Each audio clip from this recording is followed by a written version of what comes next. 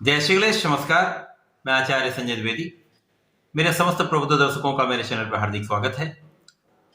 धनु राशि के लिए जनवरी माह किस प्रकार का रहेगा, किस प्रकार के लाभ मिलेंगे, कौन सा भाव अत्यंत प्रबल हो रहा था, कहां पर समस्या आ सकती है, संपूर्ण विश्लेषण मैं पूर्ण तरह के साथ करने जा रहा हूं। ये राशिफल आपके चंद्र राशि पर आधारित है। जिन जातकों का धनु लग्न है उनको राशिफल अवश्य देखना चाहिए। 1 जनवरी को जो ग्रहों की स्थिति वो इस प्रकार होगी।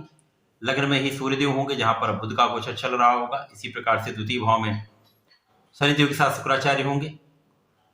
चतुर्थ भाव में मीन राशि में गुरुदेव बृहस्पति का गोचर चल रहा होगा। इसी प्रकार से पंचम भाव में राहु के साथ चंद्रमा होंगे। षष्ठम भाव में मंगल का गोचर चल रहा हो, जो कि वक्री अवस्था में होंगे, तथा आपके एकादश भाव में केतु का गोचर चल रहा हो। इस माह में बुध भी वक्री अवस्था में होंगे, जो कि इसी माह में मार्गी अवस्था में भी आएंगे। 15 जनवरी को सूर्यदेव का राशि परिवर्तन मकर राशि में हो जाएगा, तथा 17 जनवरी को सबसे महत्वपूर्ण एक महापरिवर्तन हो रहा है, जो कि शनिदेव का है, जो आपके द्वितीय भाव से निकलेंगे तथा आपके तृतीय भाव में प्रवेश करेंगे, जहां से आपके ऊपर से 7.5 का प्रभाव समाप्त हो जाएगा।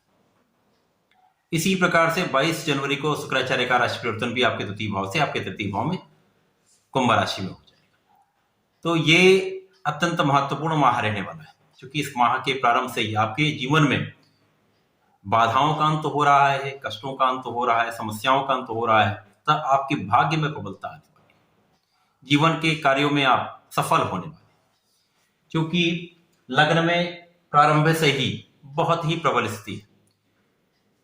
गुरुदेव के परम मित्र सूर्यदेव हैं, जो कि आपके लग्न में होंगे।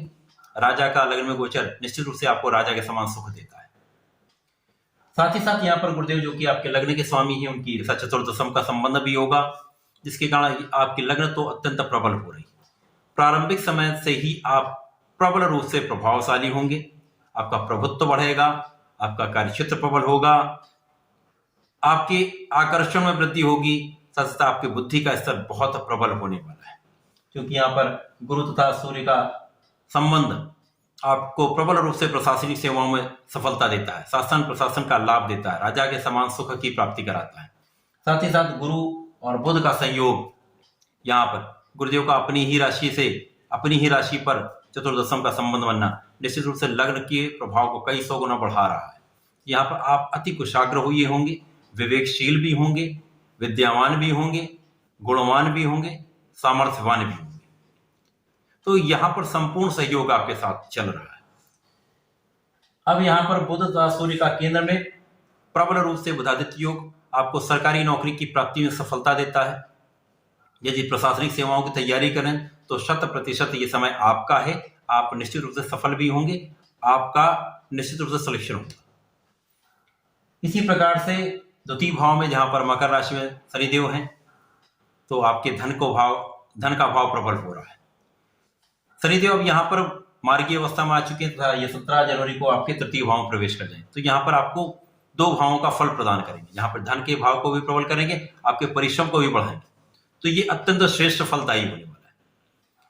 शनिदेव अभी तक आपके लिए 7.5 का प्रभाव दे रहे थे। 7.5 का प्रभाव अथवा ढैया का प्रभाव सदैव ही संघर्ष देता है। तो पिछले 7.5 वर्ष में जितने भी आपने कष्ट झेले हैं, संघर्ष झेले हैं, अवरोधों को झेला है, भाग्य का साथ नहीं मिल पाया है, अब समस्त लाभ आप कई 100 गुना अधिक प्राप्त करने वाले। शनिदेव की कृपा से ये समय आपके अनुकूल होने वाला है, आप सभी कुछ वापस पाने वाले। तो बहुत श्रेष्ठ समय है। यहाँ पर आपका धन भाव प्रबल होगा, पारिवारिक संपत्ति का भाव भी प्रबल होगा। वाणी पर कुछ नियंत्रण रखेंगे तो निश्चित रूप से बहुत लाभ है। यहाँ पर आपके धन के भाव में अचानक वृद्धि हो जाएगी, प्रबल रूप से आप धन का लाभ लेंगे। शनिदेव तथा शुक्र का सहयोग निश्चित रूप से ऐश्वर्य की वृद्धि करता है, साथ ही साथ आपकी आयु की वृद्धि, आपके स्वास्थ्य की रक्षा भी हो रही है। तो शारीरिक, मानसिक, आर्थिक समस्त कष्टों का यहाँ पर निवारण होने वाला है। अब यहाँ पर जो राहु और केतु का संयोग आपके पंचम तथा एकादश से, तो यहाँ पर राहु केतु कहीं ना कहीं इन भाव में अच्छा ही फल प्रदान करते हैं। यद्यपि यहाँ पर कुछ राहु के कारण आपके शिक्षा में कहीं ना कहीं कुछ अवरोध आ सकता है, बीच में जो कुछ अवरोध अवश्य आता है। साथ ही साथ यहाँ पर प्रेम संबंधों में अलगाव की स्थिति होती है। संतान का पक्ष यद्यपि यहाँ पे सब कुछ अच्छा होगा, परंतु कहीं ना कहीं कुछ मानसिक भ्रम की स्थिति अवश्य होती है। यहाँ पर अब जैसे ही शनिदेव का परिवर्तन यहाँ होगा, सूर्य का परिवर्तन आपके द्वितीय भाव में होगा, तो स्थितियां बदलेंगी जो बहुत प्रबल रहने वाली।